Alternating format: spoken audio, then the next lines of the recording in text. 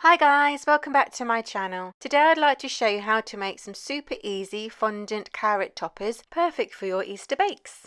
Okay, so to begin with, I've got a small amount of orange sugar paste, or you might know it's fondant, and I'm just going to knead that till pliable, roll it into a ball, and then I'm going to roll it into a cone shape. So you could use modelling paste for this. If you do use a sugar paste, you want to make sure that it's a good quality one that will hold its shape and not a soft one. I will put a link to everything that I've used in this tutorial in the description.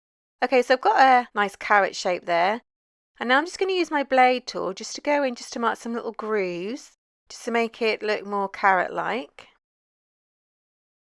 Now don't worry if you've not got this blade tool, because what you can also use is a cocktail stick. And I like to use both anyway, because then you get some different size grooves.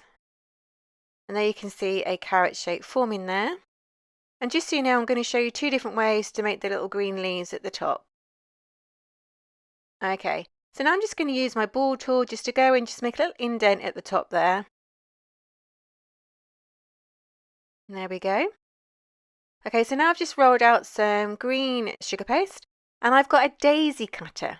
So I'm just going to pop that into the sugar paste, press down, roll it around just to get a nice clean cut.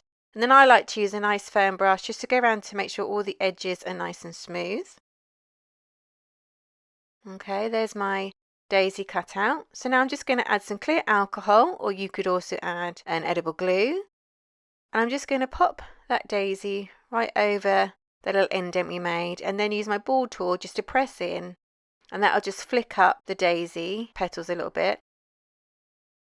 And then I'm just going to use my fingers just to make a little pointed end on each of the petal. And then you can just shape how you like, and you can see there that it looks like the leaves at the top of the carrot. And you can just shape them how you like. And there you can see I've made a smaller carrot, and what I've used there is another daisy cutter. This is my daisy plunger cutter, and it's just done exactly the same thing.